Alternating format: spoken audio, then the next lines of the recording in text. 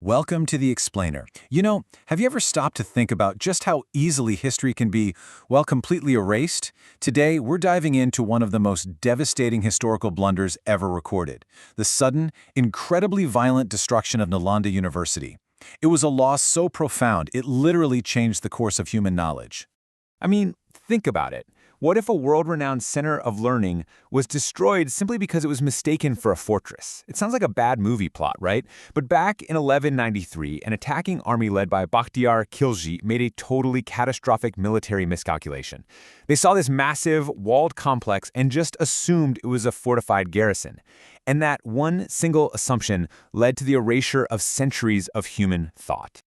Let's get into Section 1, the Treasury of Truth. To really grasp how this attacking army got so confused, we kind of have to look at the sheer scale of the place. The sprawling library complex at Nalanda was officially named Dharma Ganj, which beautifully translates to the Treasury of Truth. And we actually know about its massive scale because a 7th century witness named Vensong personally walked its halls and wrote down just how awestruck he was by the whole thing.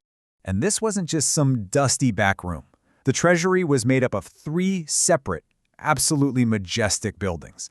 Their names are pretty incredible too, showing just how much reverence these scholars had for learning. Ratnatadi, the Ocean of Jewels, Ratnasagara, the Sea of Jewels, and Ratnaranjaka, the Delighter of Jewels. Now, we aren't talking about gold or diamonds here. The jewels were information, philosophy, and wisdom. 9. That is the number of stories the most sacred building in the complex, the Ocean of Jewels, stood at. Just picture that for a second. A towering 9-story structure packed with ancient texts rising up over the landscape in the 5th century. That is a staggering feat of engineering for its time, let alone a functioning library. Moving on to Section 2, a lifetime in ink. So inside those towering walls, the real treasure was being created entirely by hand. Monks were painstakingly inscribing fragile manuscripts onto palm leaves and birch bark. They were copying down literally everything Nalanda taught. Buddhist philosophy, the sacred Vedas, Sanskrit, logic, math, astronomy, and even Ayurvedic medicine. Remember, there were no printing presses back then. Every single intricate line was handwritten by a monk using a simple stylus and ink. It took years of meticulous training, and the ultimate goal was to give every single monk their very own comprehensive collection of knowledge. And this sheer human effort built into something almost unimaginable. Tibetan sources from the time claim there were up to 9 million manuscripts housed at Nalanda. Now, modern historians play it a bit safer, estimating maybe in the hundreds of thousands. But honestly, whether it's a few 100,000 or 9 million, we are talking about a monumental volume of global heritage, painstakingly crafted, line by line, generation after generation. For 700 years, this institution stood totally unbroken as the largest library in the entire world. That is 7 centuries of continuous accumulation, 7 centuries of monks studying, writing, and preserving the intellectual wealth of humanity. It weathered generation after generation, only to face a very sudden, very violent end. Which brings us to Section 3, the tragic fall. That unbroken legacy stopped dead in 1193 when this 5th century institution fell in a single, brutal assault. Just think about that stark contrast for a moment. It took over 700 years to build this unparalleled treasury of human thought, and it took exactly 1 military action to bring the whole thing crashing down. The speed of its destruction compared to the agonizingly slow pace of its creation is, honestly, just chilling.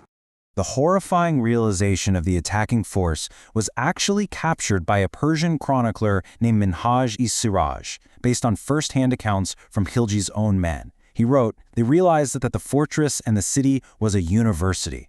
You see, they breached those thick walls completely expecting a bloody, drawn-out fight with enemy soldiers, only to find something entirely different waiting for them inside. The aftermath is just profoundly sad.